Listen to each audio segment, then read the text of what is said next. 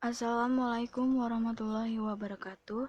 Nama saya Fitria Sri Intan, NPM 20111100058, kelas E PGMI. Di sini saya akan menjelaskan tentang wujud akulturasi kebudayaan agama Islam di Indonesia.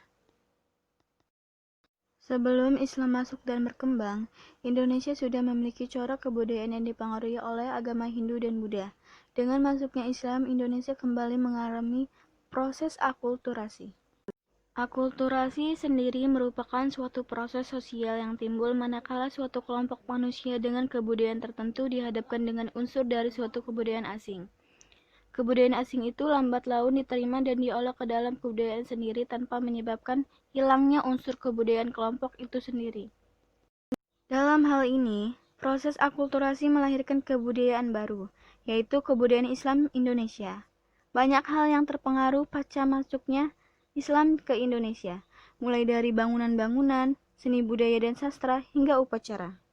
Seni bangunan, seni arsitektur Islam yang menunjukkan akulturasi dengan budaya pra-Islam, antara lain makam dan masjid. Keduanya menunjukkan bentuk-bentuk akulturasi dengan kebudayaan setempat sebelumnya, yaitu kebudayaan prasejarah dan Hindu-Buddha. Bentuk seni arsitektur yang lain seperti keraton, benteng, dan pemandian sejauh ini tidak banyak menunjukkan akulturasi dengan seni arsitektur budaya setempat. Seni budaya. Pengaruh Islam tampak dalam 3 bentuk kesenian dapat dilihat dalam wujud seni budaya seperti seni tari. Terdapat seni tari di Indonesia yang mendapat pengaruh dari Islam.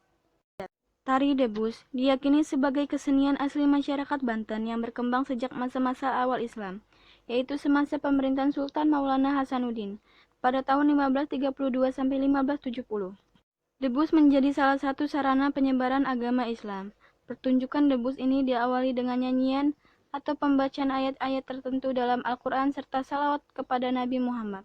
Dewasa ini debus sebagai seni bela diri banyak dipertontonkan untuk acara kebudayaan atau upacara adat. Tari Saudeti yang berasal dari Provinsi Aceh adalah contoh lainnya. Tarian ini adalah contoh pengaruh Islam dalam bidang seni, di mana Saudeti sendiri berasal dari kata syahadat, yang berarti saksi atau bersaksi atau utusan Allah. Dalam tari Saudeti, para penari menyanyikan lagu tertentu yang isinya berupa selawat terhadap Nabi. Nama lainnya adalah saman yang berarti 8 karena permainan ini pada awalnya dilakukan oleh 8 pemain. Seni sastra. Seni sastra yang berkembang pada awal periode Islam adalah seni sastra yang berasal dari perpaduan sastra pengaruh Hindu-Buddha dan sastra Islam. Wujud akulturasi dalam seni sastra tersebut terlihat dari tulisan atau aksara yang dipergunakan, yaitu menggunakan huruf Arab Melayu, dan isi ceritanya juga ada yang mengambil hasil sastra yang berkembang pada zaman Hindu.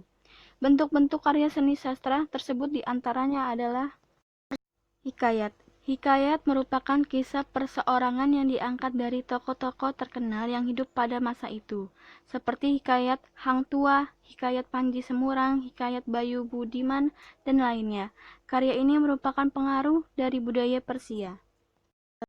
Babat.